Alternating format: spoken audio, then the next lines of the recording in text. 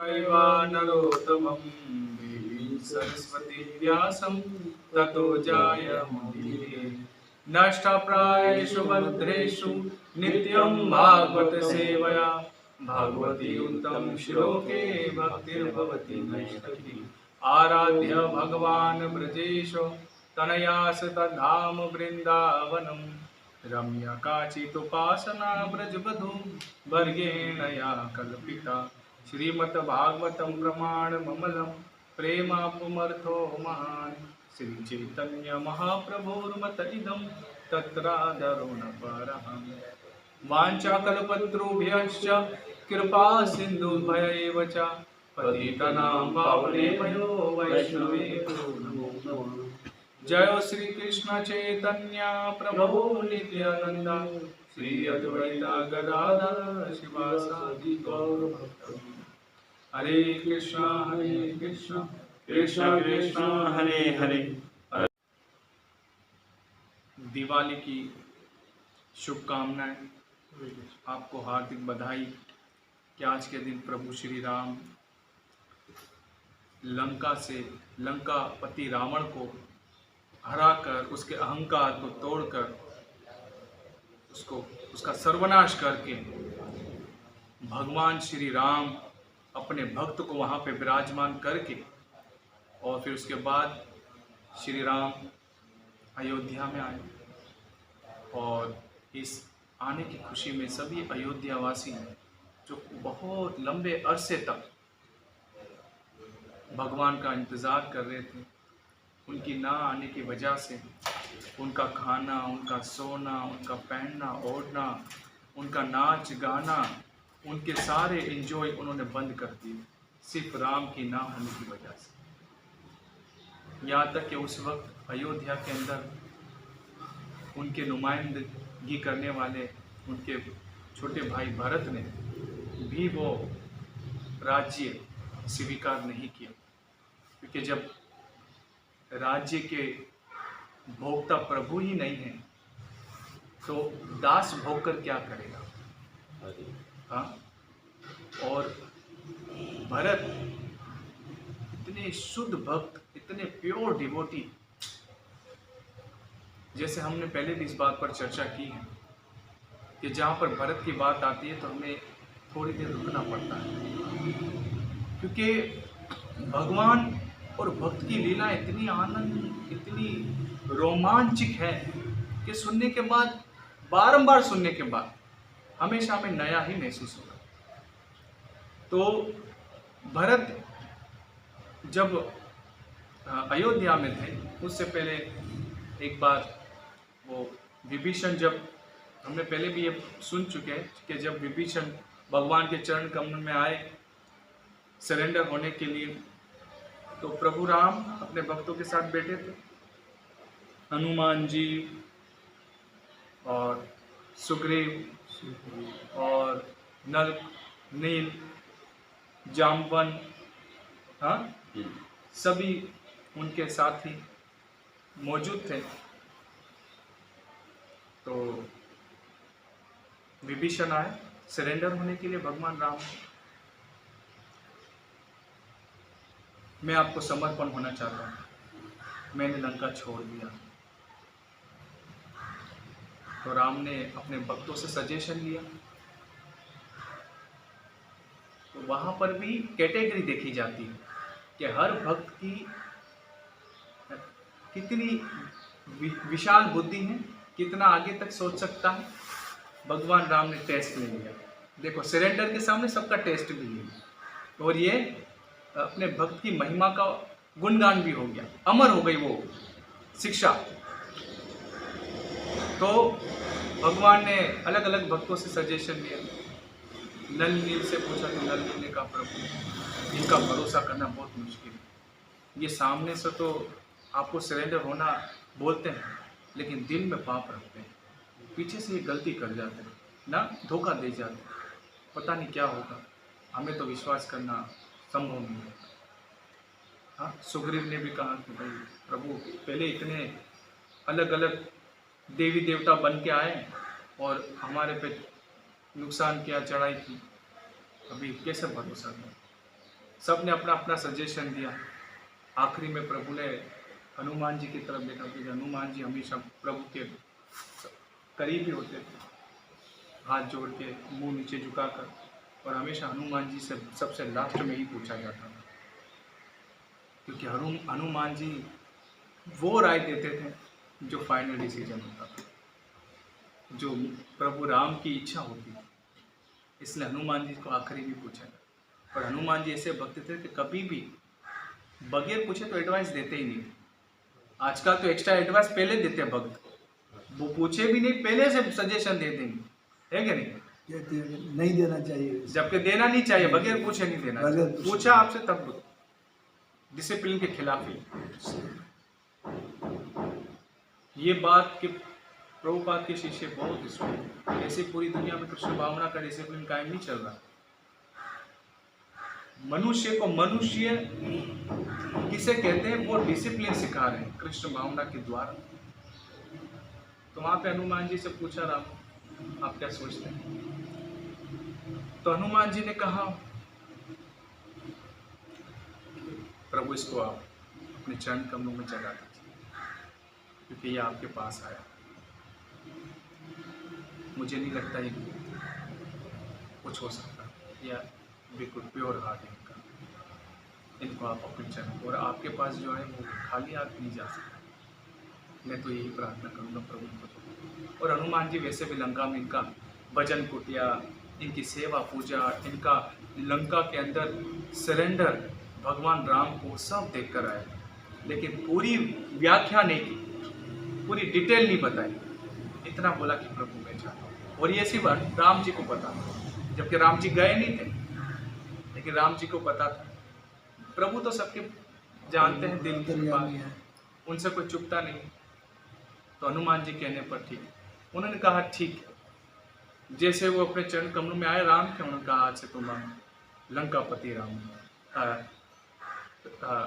लंका के आप राजा हो, लंकेश्वर। वो सब हैरान नहीं पड़े कि अभी तो फाइट हुई नहीं स्टार्ट, अभी तो हमने हराया भी नहीं, और प्रभु ने तो इनको राज तिलक कर दिया। सबने कहा प्रभु की महिमा प्रभु जाने, प्रभु आपने तो इनको लंका का राजा बना दिया। हाँ, अगर रावण आपके पास सरेंडर होने आया तो फिर क्या करेंगे? बोला यही तो मैं चाहता हूं, उसके 10 मुख, अगर एक मुख भी मेरे चरण कमल में वो सरेंडर करे ना, मैं उसको अपना अयोध्या दे दूंगा, मैं अपना अयोध्या दे दूंगा उसको। एक 10 सिर, वो 10 में एक भी आ जाए मैं उसको अपना अयोध्या दूंगा। प्रभु लंका उसको दे दी, अयोध्या आप इनको दे देंगे, तो आप कहाँ रहेंगे? सॉरी, जो भरत है वो तो अभी वहीं पर है। कि भरत बोलेगा कि ये प्रभु ने मुझसे पूछा नहीं, अयोध्या उसको दीजिए।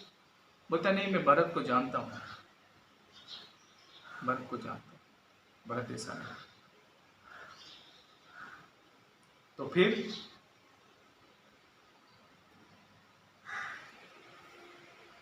क्या करेंगे? बोले भरत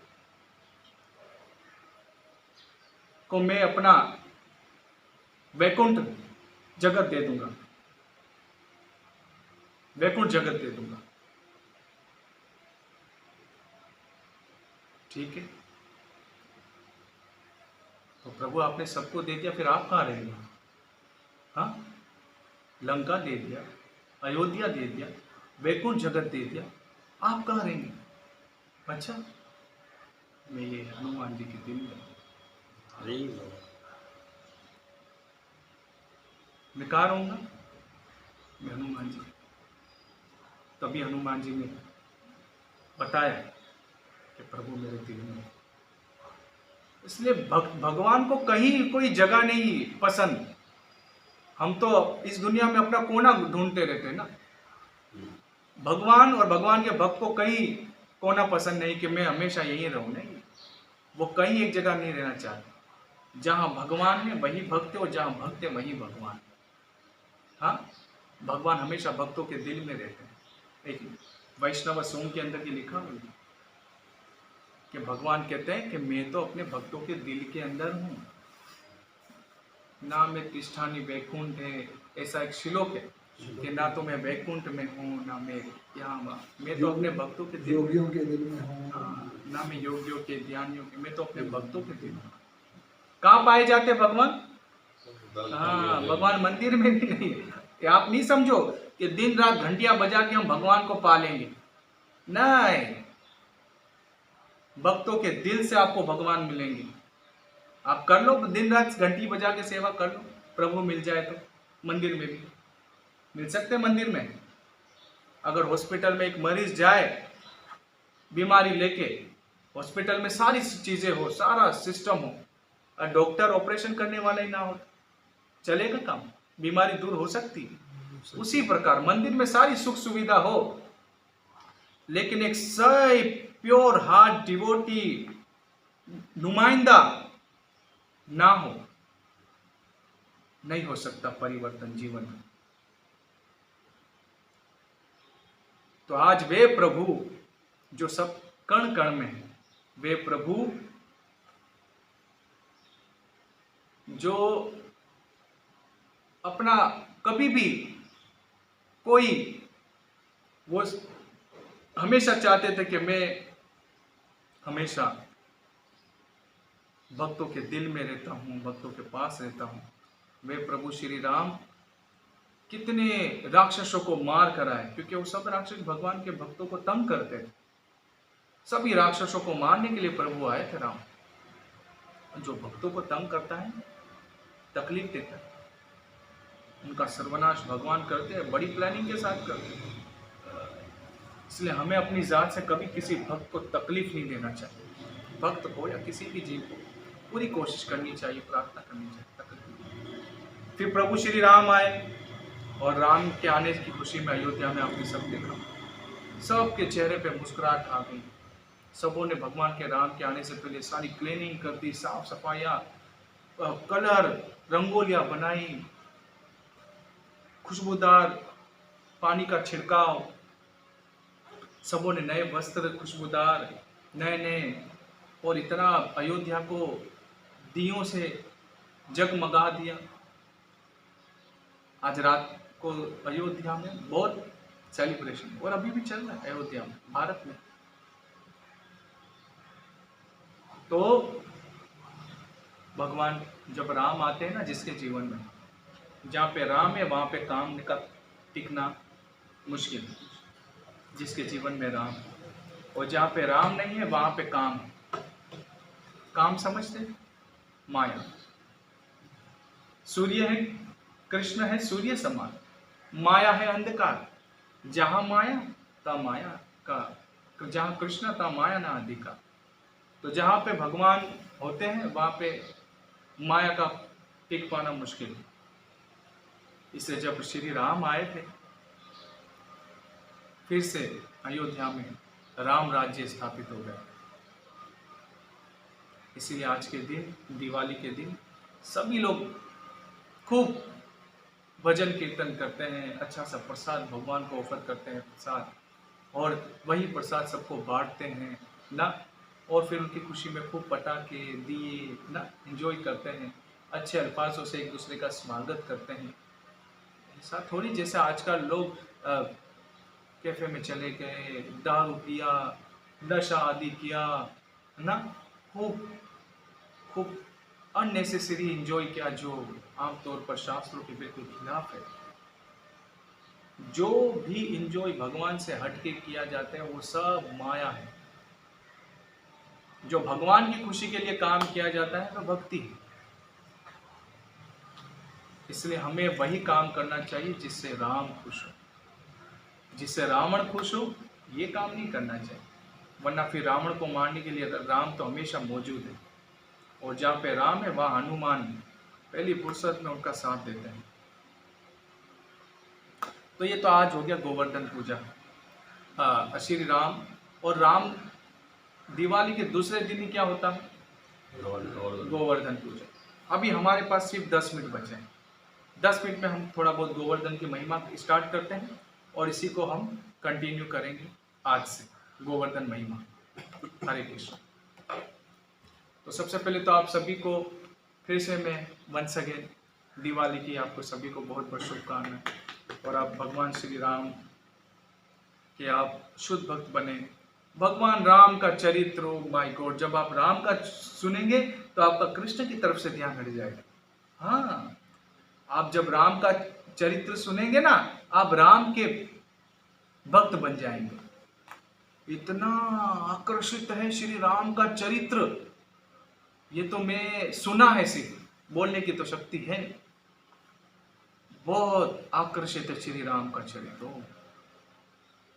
प्रभु श्री राम ने जो एक्टिंग की है, कोई एक्टर ऐसा हो ही नहीं सकता वर्ल्ड में, कोई ऐसा नहीं हो सकता, तीनों लोक में कोई ऐसा एक्टर नहीं हो सकता जो श्री राम ने अपना जीवन चरित्र स्थापित किया है। प्रभु श्री राम की क्या, जिंदगी में कभी मौका मिलेगा तो जरूर, राम की कृपा होगी तो जरूर करेंगे।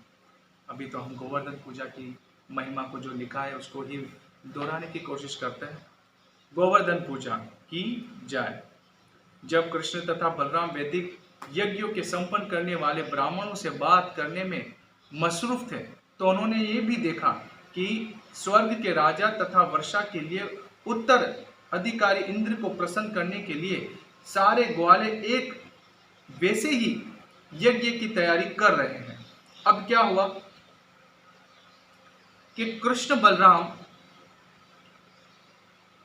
को पता चला कि आज वैदिक यज्ञ हो रहा है, उसकी तैयारी हो रही है, और उसकी तैयारी में ब्राह्मण लोग मसरूफ है। और उन्होंने ये भी देखा कि किसके लिए किया जा रहा है। उन्होंने देखा कि तो स्वर्ग के राजा के लिए किया जा रहा है। क्यों किया जा रहा है? क्योंकि वो वर्षा करता है, इसीलिए वो यज्ञ की तैयारी हो रही है। और राजा कौन है? इंद्र। उसको खुश करने के लिए ये सब कर रहे हैं। ग्वालों ने ये सारी, तो कृष्ण बलराम ने भी ये तैयारी देखी, और सब उसके उनके जो फ्रेंड थे ग्वाल बाल, उन सबों ने भी ये तैयारी देखी। जैसा कि चैतन्य चरितमृत में कहा गया है, कृष्ण भक्त का ये दृढ़ विश्वास है। जो कृष्ण भक्त है ना, किस में लिखा है? चैतन्य चरितमृत में लिखा है। चैतन्य महाप्रभु की लीलाओं में ये बताया गया है कि कृष्ण भक्तों का ये दृढ़ विश्वास है, केवल कृष्ण चेतना तथा कृष्ण की दिव्य प्रेमा भक्ति में लगे रहे तो वे अन्य समस्त तृष्णाओं से मुक्त हो जाता है। ये भक्तों का पूर्ण विश्वास है कि सिर्फ भगवान की खुशी के लिए, कृष्ण को खुश करने के लिए ही अगर हम अपना जीवन लगाते हैं, तो हमें सारी जो हमारी नेगेटिविटी है, जो भी है, ये डाउट जिंदगी में, वो सारे क्लियर हो जाते हैं, सारे प्रॉब्लम्स खत्म हो जाते हैं सिर्फ कृष्ण की भक्ति, एकमात्र सिर्फ कृष्ण की भक्ति करते रहने से। कृष्ण के विशुद्ध भक्त को वेदों द्वारा बताए गए किसी अनुष्ठान को नहीं करना होता। जो कृष्ण के भक्त होते हैं ना, वेदों में जो बहुत सारी बातें बताई गई है, सूर्य को पानी देने से सारी बीमारी खत्म होगी, ये करने से ये बीमारी दूर हो जाएगी, इस तरीके से धन आएगा, इस तरीके से बॉडी में शक्ति आएगी, इस तरीके से ये बीमारी दूर होगी, ये करने से ये, मतलब कर्म कांड पूरा वेदों के अंदर सब कुछ भरा पड़ा है, सारी चीजें 100% भरी पड़ी है। लेकिन जो कृष्ण के शुद्ध भक्त होते हैं, यहां पर बताया गया है सुखदेव गोस्वामी के कि जो कृष्ण के विशुद्ध भक्त होते हैं, वे वेदों के जरिए जो बताई गई बातें हैं वो नहीं करते, ना ही उसे किसी देवता की पूजा करनी होती है। ना तो वेदों में बताई गई बातों पर वो अमल करते हैं, ना ही किसी देवी देवता की पूजा करते हैं। कृष्ण भक्त होने से ये मान लिया जाता है कि उसने सारे वैदिक अनुष्ठान या देवताओं की पूजा संपन्न कर ली है। केवल कृष्ण का भक्त, शास्त्रों में बताया है कि उसने अपने पहले जन्मों में सारे वेदों के नियमों का पालन भी कर लिया है, सारे वेदों की बातों को पूरा कर लिया है, और सारे देवी देवताओं की पूजा भी पहले से कर ली है। अब अलग से उसको वेदों के असूलों का पालन नहीं करना, ना ही अलग अलग देवी देवताओं की पूजा करनी। कितनी बड़ी बात है, कृष्ण भक्त को ये दर्जा हासिल है। किंतु वैदिक अनुष्ठान करने से, ये देवताओं की पूजा करने से कृष्ण भक्ति उत्पन्न नहीं हो जाती, लेकिन वेदों के अनुष्ठान करने से, वेदों में जो बातें बताई हैं उसके नियमों का पालन करने से या उसके हिदायत पर चलने से या किसी देवताओं की पूजा करने से, कोई भी देवता की पूजा करने से कृष्ण भक्ति नहीं मिलेगी। कृष्ण भक्ति नहीं मिलेगी। जो कोई कृष्ण की सेवा करता है वे पहले से सारे वैदिक आदेशों को पूरा किए रहता है। जो यहां पे बताया जा रहा है कि जो कृष्ण की सेवा करता है उसने पहले से सारे वेदों के आदेश पूरे कर लिए हैं। वेदों के आदेश अभी उसको अलग से फॉलो करने की जरूरत नहीं है, उसने पहले से सब किया हुआ है। कृष्ण ने अपने भक्तों को ऐसे सारे कार्य बंद करने की आज्ञा दे दी। अब कृष्ण ने क्या किया, वहां पर सबसे पहले तो कहा कि वेदों की बातों को बंद कर दिया जाए, उनकी हम बात नहीं सुनेंगे, क्योंकि वे अपने समय में वृंदावन में अनन्य भक्ति स्थापित कर देना चाहते थे। कृष्णा अपने वक्त में वृंदावन में अनन्य भक्ति मीन्स किसको कहते हैं? अनन्य किसको कहते हैं? अनन्य का मतलब है इसके अलावा और किसी, भगवान के अलावा किसी के नहीं, भगवान के अलावा और कोई नहीं। अनन्य भक्ति मीन्स और कोई नहीं कृष्ण के अलावा। तो भगवान अपनी मौजूदगी में ही सबको ये सिखाना चाहते थे कि कृष्ण की भक्ति के अलावा किसी की भक्ति नहीं करनी है। सर्वज्ञ कृष्ण को याद था कि सारे ग्वाले इंद्र यज्ञ की तैयारी कर रहे हैं, किंतु शिष्टाचार वश उन्होंने अत्यंत विनय तथा आदर पूर्वक नंद महाराज तथा अन्य गुरुजनों से इसके संबंध में पूछना प्रारंभ कर दिया। अब कृष्णा ने क्या किया, उसके बाद सबसे पहले कृष्णा को ये याद था कि जो जितने भी ग्वाले हैं वे यज्ञ की तैयारी कर रहे हैं, इंद्र की पूजा करने की तैयारी कर रहे हैं, लेकिन शिष्टाचार वश उन्होंने अत्यंत विनय से, क्योंकि वो काफी समय से करते आ रहे थे।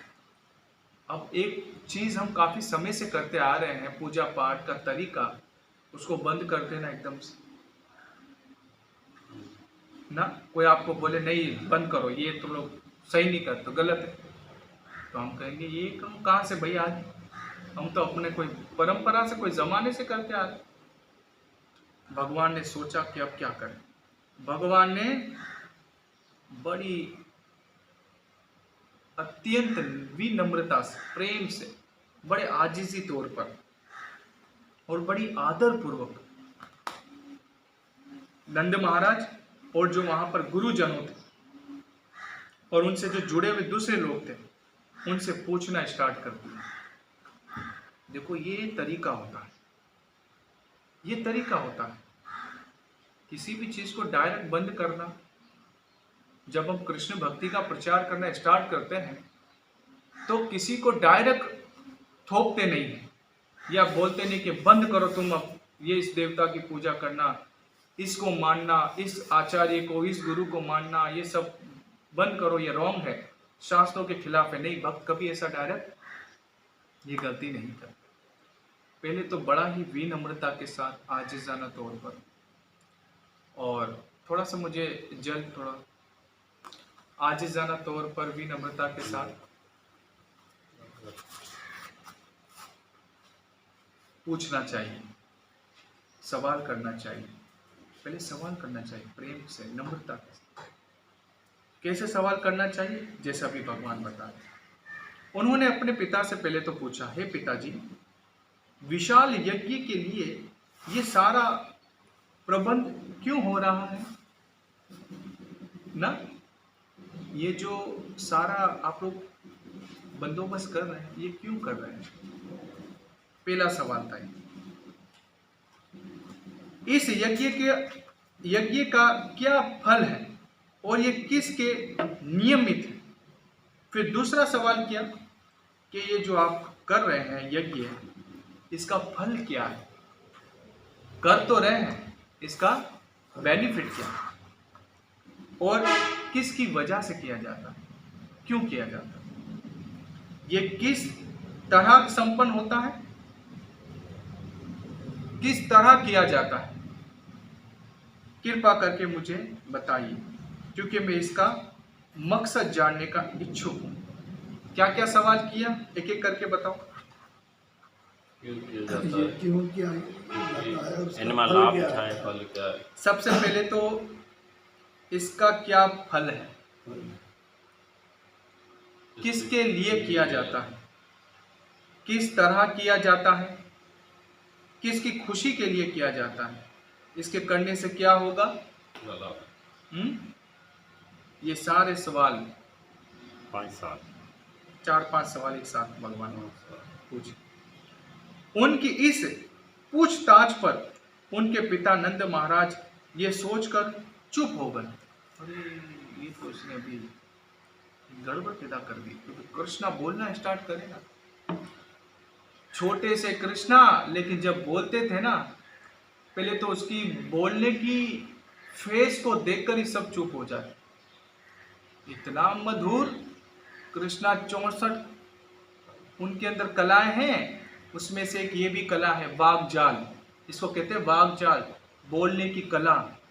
जब बोले ना सामने वाले को, आजकल लोग करते हैं ना वो लाइफ इंश्योरेंस वाले, कितनी पॉलिसियां बताते हैं, ये पॉलिसी करोगे ये मिलेगा, ये पॉलिसी करोगे ये मिलेगा, ये पॉलिसी करोगे ये मिलेगा, फ्यूचर प्लानिंग बता देते हैं। जबकि प्रेजेंट उसका अच्छा नहीं है, उसको फ्यूचर की सारी प्लानिंग दे देते हैं, और जबकि पता ही नहीं कि अभी क्षण में मर जाए, फ्यूचर प्लानिंग बता दें। तो इस तरीके से वो लोग करते। कृष्णा ने भी बड़ी टेक्निक से सवाल करना स्टार्ट कर दिया।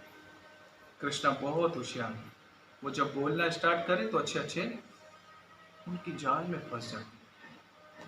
आगे आएगा, उसको आज हम नहीं बोलेंगे, क्योंकि नंद महाराज भी वो बोलेंगे कि कृष्णा तुम बोलना स्टार्ट करते हो ना, हमको चुप होना पड़ता है।